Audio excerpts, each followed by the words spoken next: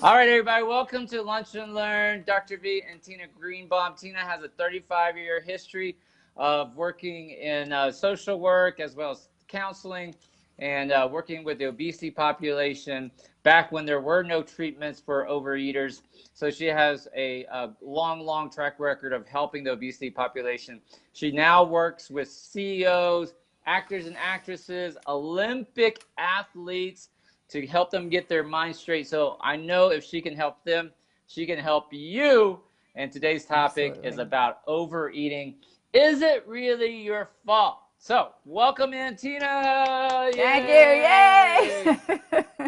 All right, Tina, really quickly, why can't people just push away from the table? Oh, Why can't they God. just I eat know. less and walk more? Tell us, what are your insights after 35 years? It's like, why can't you stop smoking? Why can't you stop overeating? Why can't you stop drinking? It's the same question. Mm. And my belief is that it's a complicated answer. It's not like a 1, 2, 3. If it were 1, 2, 3, everybody would have that covered. It wouldn't be a problem. Mm-hmm. But when you think about all the things, and you mentioned them a little bit, at the beginning of your program, all the things that go into why somebody is obese, right? So we've got a genetic predisposition. Mm-hmm. My area of expertise is the emotional part of it. Mm. And not everybody who is obese is an emotional eater, but a great percentage of people who are obese are emotional eaters. And I always think of it like on two levels. So you've got, here's the behavior, and this is where most of the people think and spend a lot of their time. Should I eat this? Shouldn't I eat this? All kinds of things, diets, and just change this and just change that. And as many people know, that when you diet, and frequently you will lose weight. Mm-hmm. Diets work. Every diet Right? works. Every diet works. You cut down the Question amount of is, food that you eat, right? can you stay Why on can't it? I maintain it? Right. Mm-hmm.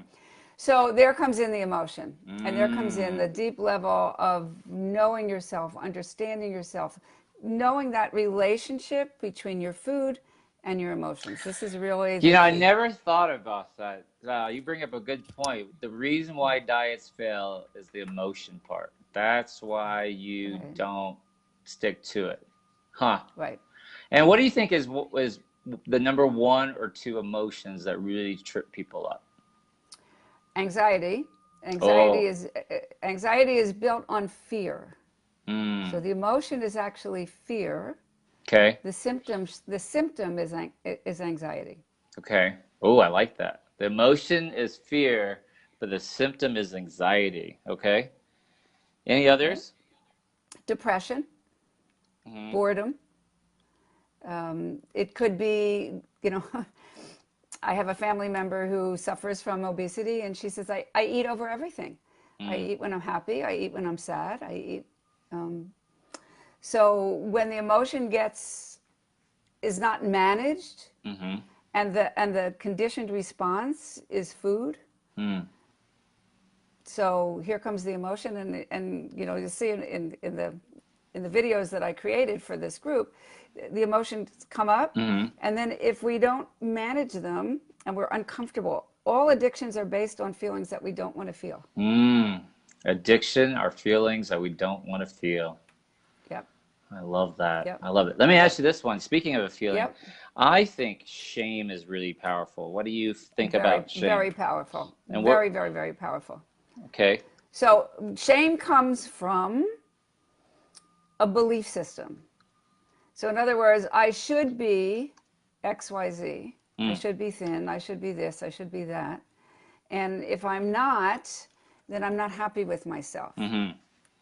And so if your reality is over here, let's say that you're carrying, a lot of weight that you don't want to be carrying, but your expectation is that, oh, I should be thinner. Mm-hmm. Well, in between is frustration and disappointment.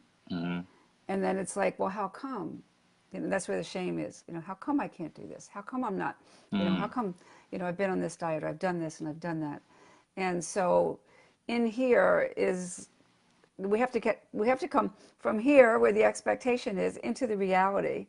Okay, so I am overweight. I am carrying pounds that I don't want to. So how come? mm, How come? What are the reasons? mm, that is happening? Is it, that I don't get the message that my body has eaten? Is a whole bunch of different Now, things. what about shame that's perpetrated on you by somebody else? Like, for example, a rape or a molestation or physical or verbal abuse that causes shame. What can you do about that? Well, it goes back to the same thing. We have to deal with the emotions. We have to deal with the trauma. We have to deal with the feelings.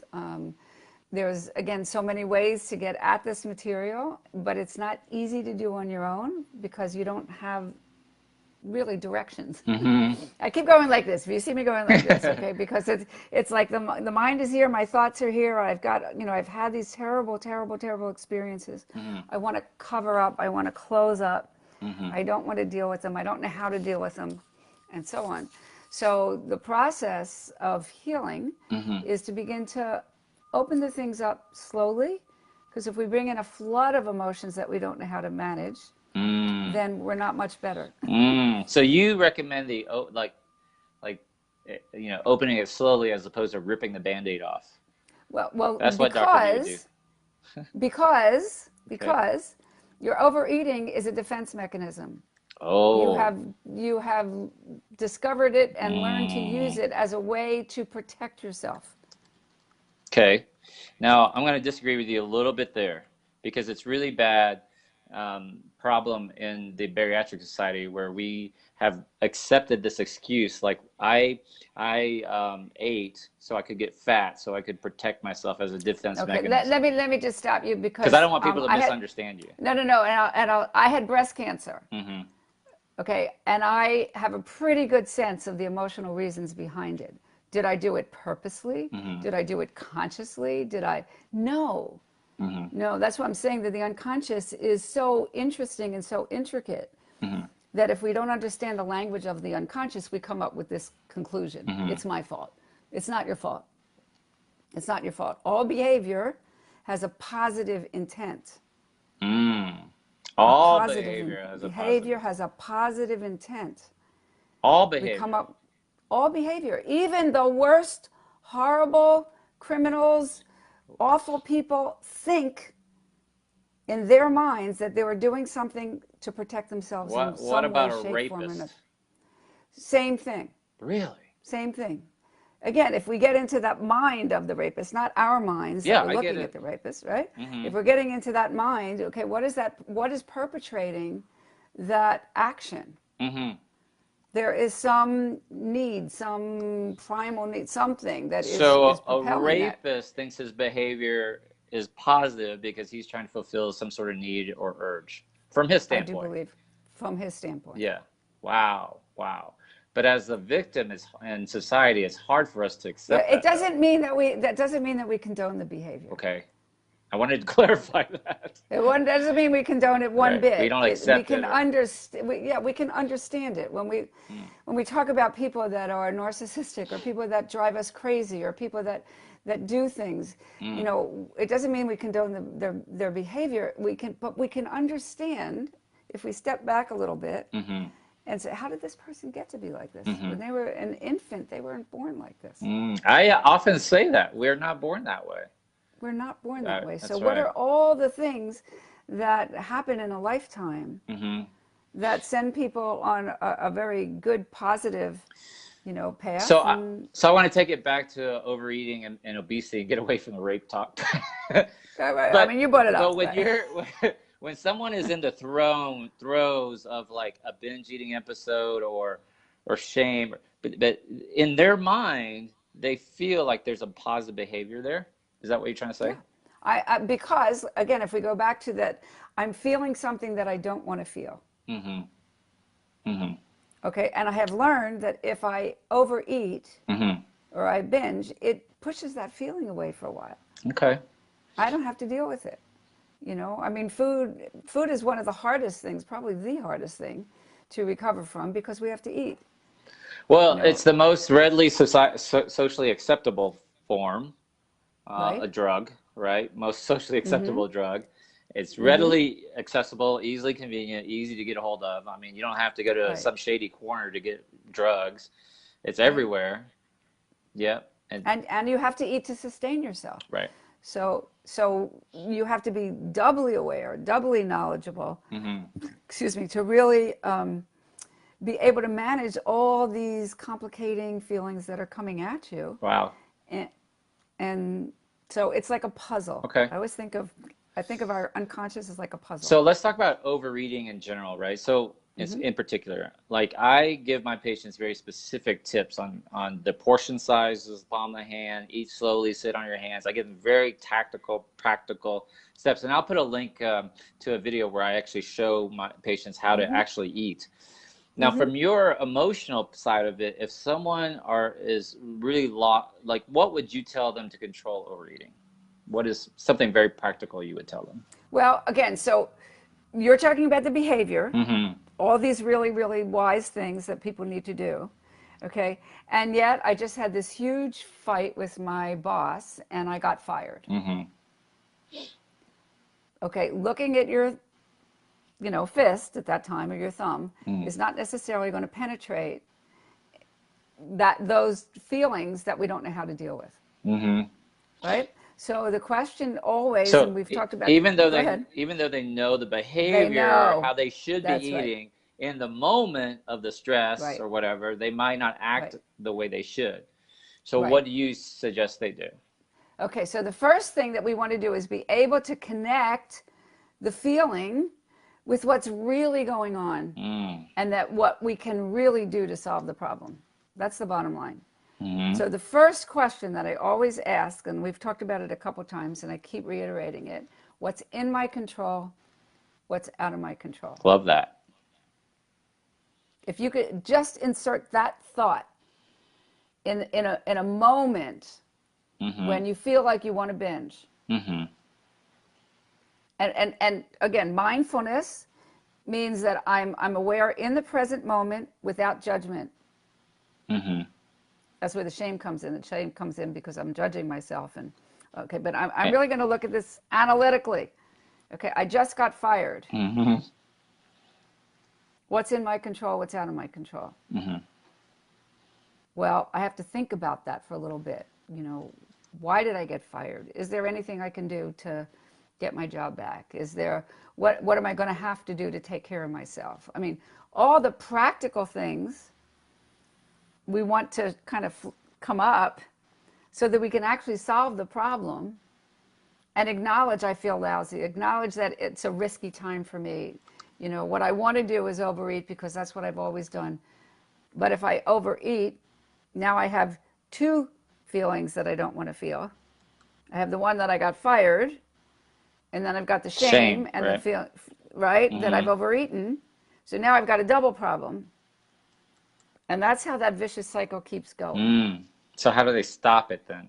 We've got to be able to separate the emotion from the eating. Okay.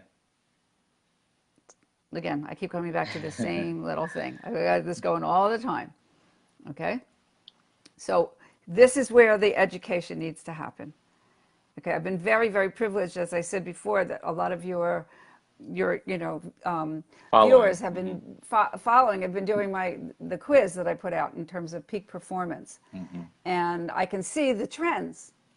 The trend is that your followers, in general, need a lot of help with stress. Managing stress. Don't we all, though? We all do. Okay, but how did you manage it so that you're not having the same issue? You may have other issues. We all have other issues. This is actually a good segue for where we left off last time, which is I always think of things as a skill that I need to learn. So if I'm stressed out about something, it's either an activity I'm not skillful at, it's a newer experience, I'm not familiar with it. And then so I'm the problem. It's my fault, not in a bad way, but I'm where it lacks. And then you responded by saying what? I responded by saying, let's take away the word fault and make it into a negative, because you're making it, I'm the problem, right? We want it to be neutral, neutral, okay? So I've created this experience way out of my unconscious. I've been given all kinds of things. I mean, people who with bipolar disorder and schizophrenia and all kinds of things have been given situations. And yet there's a lot of people who are extremely successful in their lives. Yeah.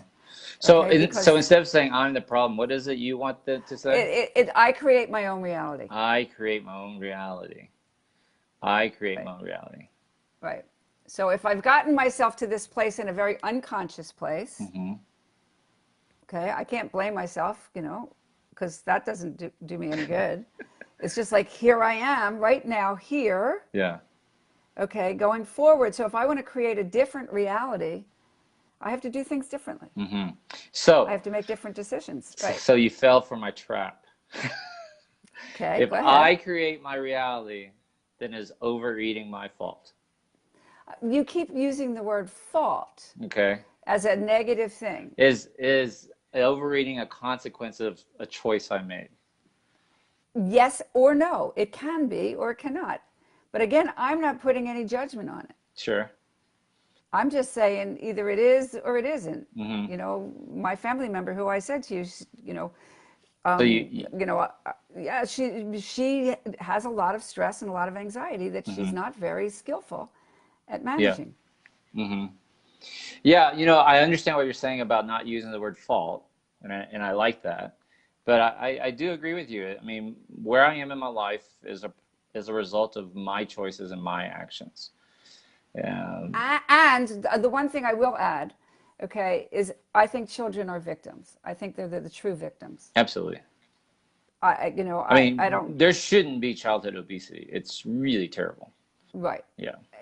All the things that go, a child is, given to a parent, and the parents have, and the culture and all this kind of stuff. But at a certain age, we have to stop blaming our parents and really start to take responsibility, no matter how bad that situation was, because we're the only ones that can do anything about it. All right, I'm going to ask you, are you brave enough to put an age on that? Approximately, how old is it when you really need to say, I'm responsible? Okay, so in my experience, people around the ages of 28, really, 28 begin to start to recognize that their early 20s, where they thought they knew everything, they don't know anything. They don't know. I kind of agree with that. Yeah. Right. Right. And by the age of like 28, where they finally hit a wall. Yeah.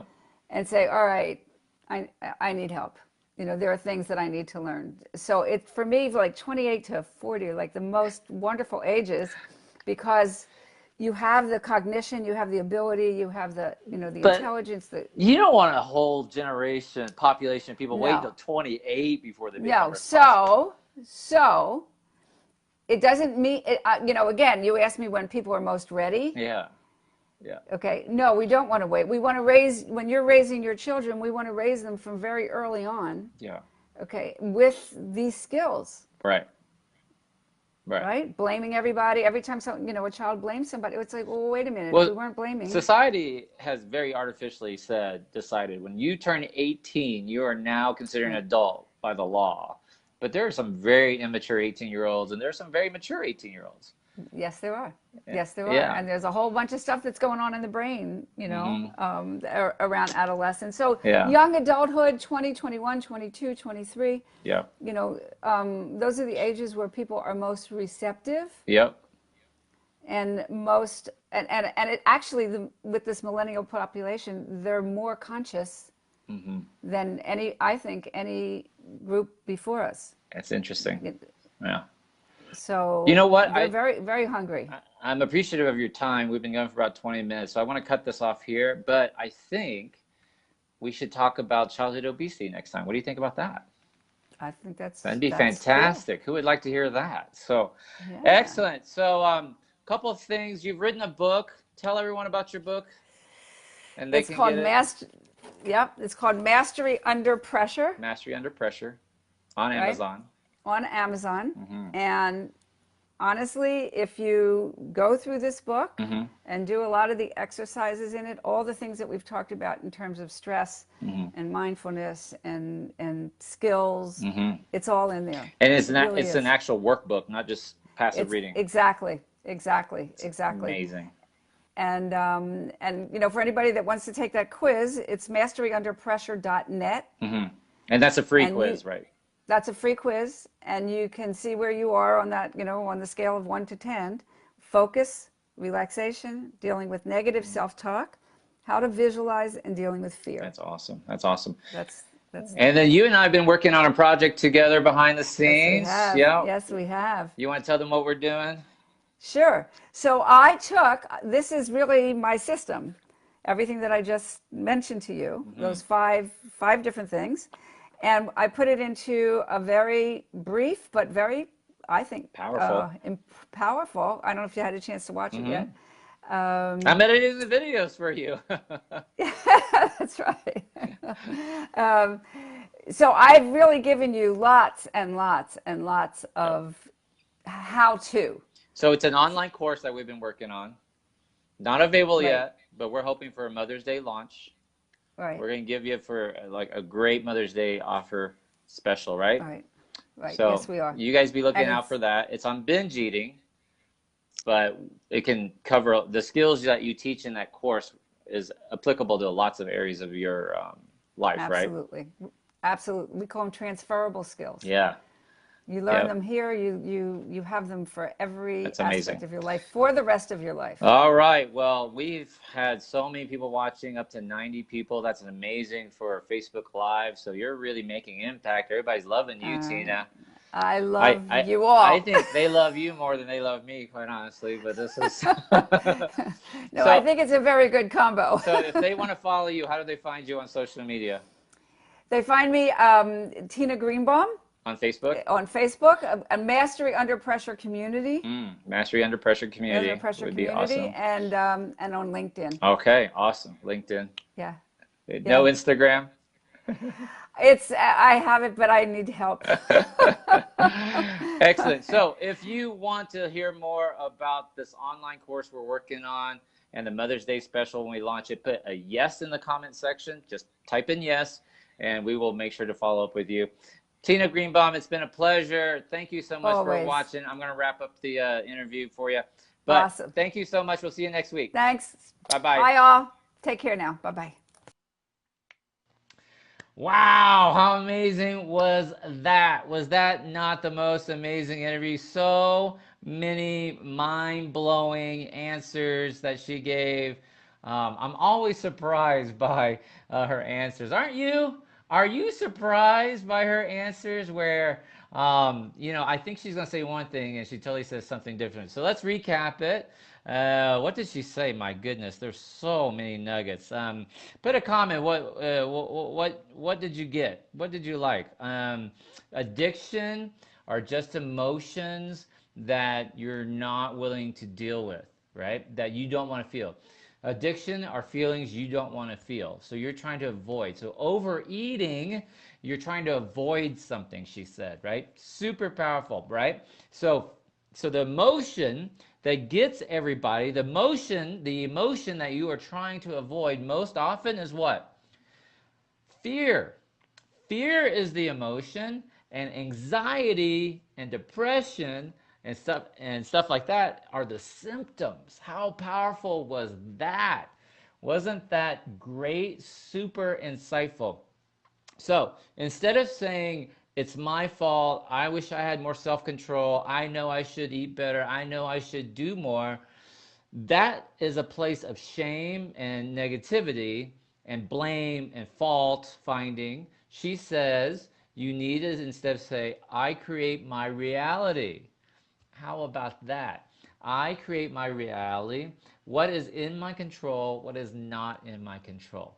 And start thinking about what is in my control. So if your boss just fires you, if he yells at you, if your kid wrecks your car, if your husband is mean to you or rude to you, or some stranger on fucking Facebook says something, oh, my first F-bomb, says something mean about you, don't react. Instead, just say, what's in my control? What's not in my control?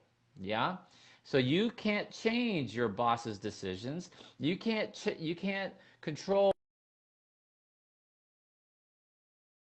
what your husband says or doesn't say. You can't control what your kids do or don't do. But you can control how you react. Completely amazing. Thank you guys so much for watching.